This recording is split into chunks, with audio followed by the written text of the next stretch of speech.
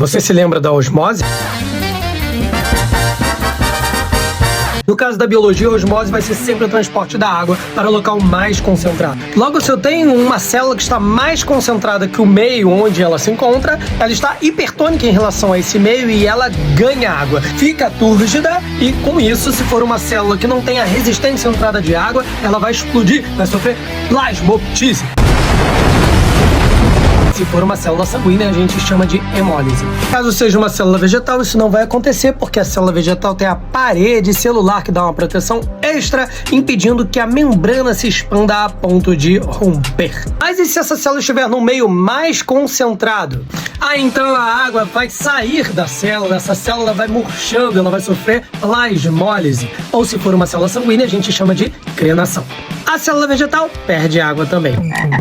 E se você era uma daquelas crianças melequentas perturbadas que tacavam sal no sapo? Como a pele do sapo é muito permeável porque ele faz respiração cutânea, a água saía do sapo. O sapo ficava desidratado, tadinho. Lembra quando tua mãe temperava aquela alface na hora do almoço, queria que tu fosse comer na janta, mas na janta já tava murcho? Por quê? Porque tacou sal, o meio externo ficou hipertônico, as células da alface perderam água para o meio. Lembra também daquele exemplo, sempre clássico e já cobrado na prova do Enem? Como é que a galera conservava carne antigamente? Quando não tinha geladeira, era mole, tacava sal na carne. Porque o que faz a carne estragar são as bactérias que ficam ali na superfície da carne. Salgando a carne, você faz com que as bactérias que estão ali em cima, que iriam decompor aquele alimento e com isso estragar o alimento, percam água para o meio, logo essas células bacterianas vão acabar morrendo. E com isso você conserva a carne.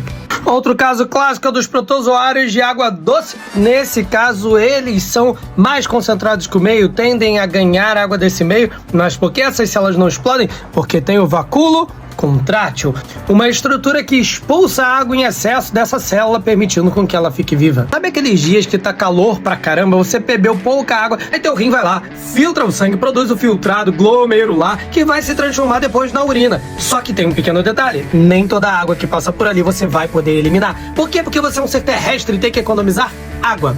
Logo nos túbulos renais você vai ter a reabsorção dessa água.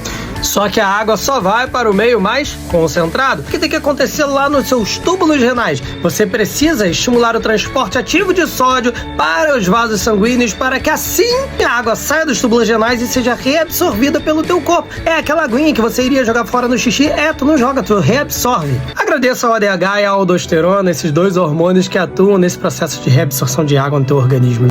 Mário, me dá um exemplo disso em vegetais? Subida de seiva bruta.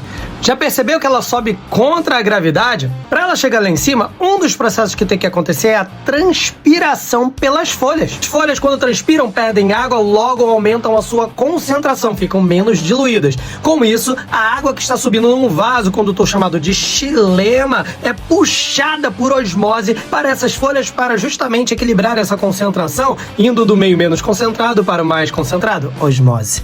É importante lembrar também que as plantas de manguezal precisam ter uma alta concentração de sais no seu interior. Por quê? Porque o solo é muito salgado. E aí, para não sofrer um processo que a gente chama de seca fisiológica, o que é isso? Tem água no ambiente, mas essa água não sai do solo para a planta se o solo for mais concentrado do que a planta. Logo, essas plantas têm que ter uma alta concentração de sais para conseguir ganhar esta água por osmose do meio. Se tu não entendeu boa parte do que eu falei aqui, porque tu não sabe o que é osmose, não sabe o que é transporte ativo, passivo, difusão, endocitose, exocitose, então me manda mensagem se tu tá precisando ser meu aluno e estudar comigo no online. Vem comigo que a plataforma tá ficando bonita.